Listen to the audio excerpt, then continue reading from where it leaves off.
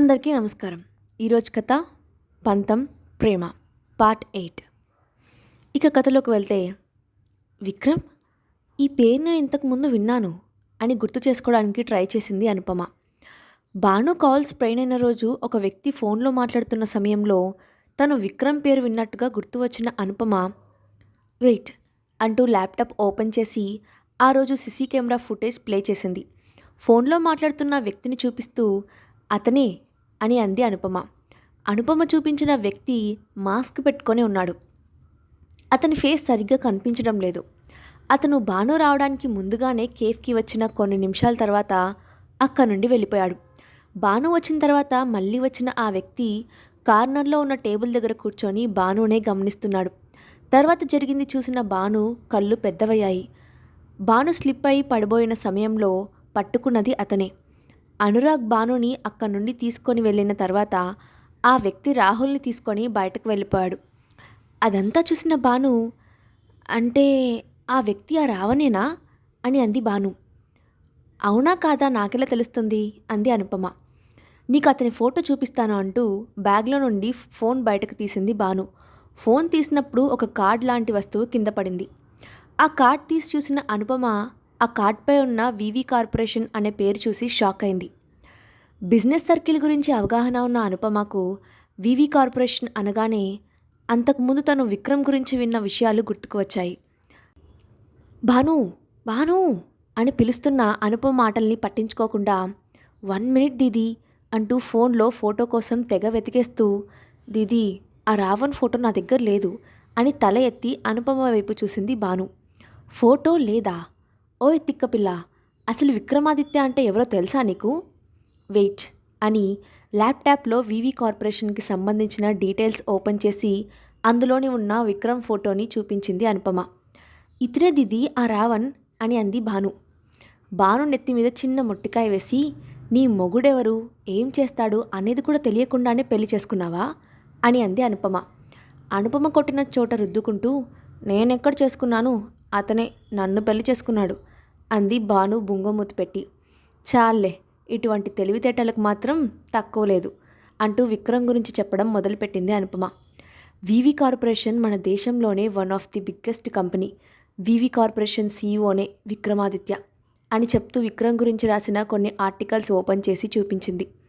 Vikramaditya 29 years, powerful and cruel business man.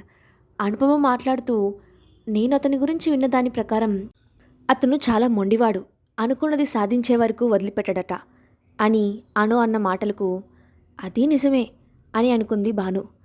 Interesting విషయం ఏంటంటే అమ్మాయిలకు దూరంగా ఉంటాడట, ఇప్పటి వరకు ఏ అమ్మాయితోనూ రిలేషన్లో లేడని అంటారు అని అంది. ఆ మాటలకు ఆశ్చర్యపోయిన భాను, విక్రమ్ ఎప్పుడు తనని అంటిపెట్టుకొని ఉండాలని ప్రయత్నించడం గుర్తుకు వచ్చి, అమ్మాయిలకు దూరంగా ఉంటాడా? అస్సలు కాదు, అది అబద్ధం అని తనలో తానే అనుకుంది భాను. ఏమైనా అన్నావా అని అడిగిన మాటకి, లేదే అంది భానుమతి. టాప్ యూనివర్సిటీలో చదివాడు. ఇంకా దీదీ చాలు చాలు, అతను ఎంత సక్సెస్ఫుల్ పర్సన్ అయితే మనకెందుకు, కానీ అనురాగ్ ఎక్కడున్నాడు, కాలేజ్లో కూడా కనిపించలేదు అని అంది భాను. నువ్వు మారవు, నీ హస్బెండ్ గురించి నీకు తెలియదు, తెలుసుకోవడానికి కూడా ఇష్టపడట్లేదు అంది అనుపమ. హిహిహి అని నవ్వి, అనురాగ్ వేర్ అంది భాను ఒక వింత ఎక్స్ప్రెషన్ పెట్టి. కంపెనీలో ఏదో ప్రాబ్లం అంట, 2 రోజుల క్రితం వైజాగ్కి వెళ్ళాడు, రావడానికి కొంచెం టైం పట్టచ్చు అంది అనుపమ. హో, take care Didi, uncle aunty చేసే ఎమోషనల్ బ్లాక్మెయిల్కి లొంగిపోవద్దు అంది భాను. నువ్వు జాగ్రత్త అని అంది అనుపమ. దీదీ, ఇది నా అఫీషియల్ కాంటాక్ట్, ఇది నేను ఎప్పటికీ మార్చను అని ఒక స్లిప్ని అనుపమకి ఇచ్చింది భాను. అప్పుడే అక్కడికి వచ్చిన విక్రమ్ని చూసిన భాను, నువ్వెందుకు వచ్చావు అని అంది. నువ్వు కాల్ చేయకపోయేసరికి నిన్ను పికప్ చేసుకోవడానికి వచ్చాను అని అన్నాడు విక్రమ్. అనుపమని హక్ చేసుకొని బాయ్ చెప్పి వెళ్ళిపోయింది భానుమతి. భానుని తీసుకొని వెళ్ళడానికి విక్రమ్ రావడం చూసిన అనుపమ ముందుగా షాక్ అయినా తర్వాత హ్యాపీగా ఫీల్ అయింది.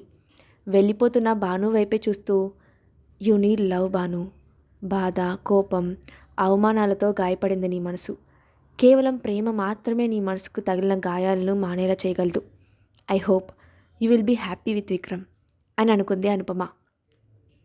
కార్లో భాను పదే పదే విక్రమ్ ముఖం వైపే చూస్తుంది. విక్రమ్ భాను వైపు చూడగానే వెంటనే మరోవైపు తల తిప్పి చూస్తుంది. విక్రమ్కి భాను బిహేవియర్ కాస్త వింతగా అనిపించింది. అయినా ఏం మాట్లాడలేదు. ఇంటికి వెళ్ళిన తర్వాత కార్ దిగి లోపలికి వెళ్తున్న భాను చేయి పట్టుకొని ఆపేసిన విక్రమ్ ఏమైంది అని అడిగాడు. ఏమైంది? ఏమీ లేదు అంటూ విక్రమ్ నుండి తన చేతిని విడిపించుకొని లోపలికి వెళ్ళిపోయింది భాను. భాను వెనకే లోపలికి వచ్చిన విక్రమ్, ఈరోజు మనం విజయవాడ వెళ్తున్నాం, 7 o'clockకి ఫ్లైట్ అని చెప్పి స్టడీ రూమ్లోకి వెళ్ళిపోయాడు. విక్రమ్ వెనకాలే వెళ్ళిన భాను, నువ్వు ఏ విషయమైనా అప్పటికప్పుడే చెప్తావా? ప్రిపేర్ అవడానికి టైం ఇవ్వవా? ఆ రోజు రిజిస్టర్ ఆఫీస్కి తీసుకొని వెళ్ళి పెళ్ళికి 10 నిమిషాల ముందు మన పెళ్లి గురించి చెప్పావు.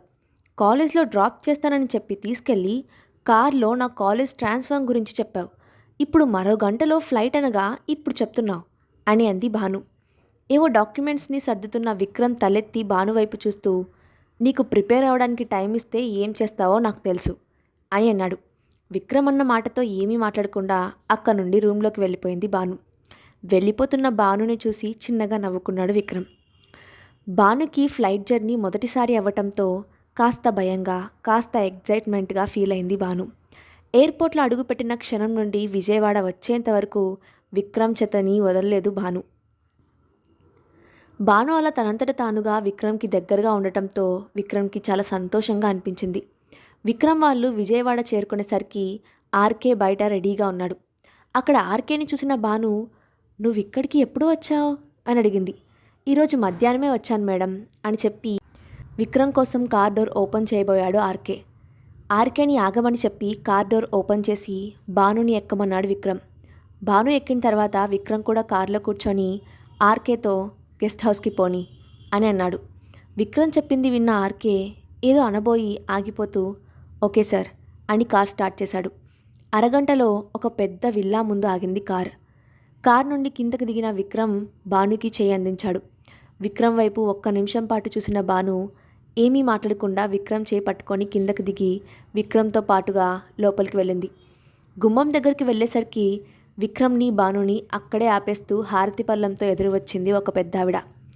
ఇప్పుడు ఇవన్నీ ఎందుకు వల్లి అని అన్నాడు విక్రమ్. మొదటిసారి ఇంటి కోడలతో వచ్చావు, హారతి ఇవ్వకుండా లోపలికి ఎలా వస్తారు అని అంది ఆ పెద్దావిడ. వద్దంటే వింటావా, నీ ఇష్టం అన్నాడు విక్రమ్. హారతి ఇచ్చి కుడికాలు ముందు పట్టి లోపలికి రండి అని అంది ఆ పెద్దావిడ. ఆ మాటకి భాను సైలెంట్గా చూస్తూ ఉండిపోయింది, కానీ లోపలికి అడుగు వేయలేదు. భాను చేయి పట్టుకొని లోపలికి తీసుకెళ్లాడు విక్రమ్. విక్రమ్ భానుని నేరుగా 2nd ఫ్లోర్లో ఉన్న తన రూమ్కి తీసుకొని వెళ్ళాడు. కానీ భాను ఇవన్నీ పట్టించుకునే స్థితిలో లేదు. తర్వాత ఏం జరిగిందో నెక్స్ట్ పార్ట్లో చూద్దాం. అండ్ ఈ స్టోరీ అప్డేట్ ఎలా ఉందో కింద కామెంట్ బాక్స్లో మీ ఒపీనియన్ని షేర్ చేయండి. Thanks for watching.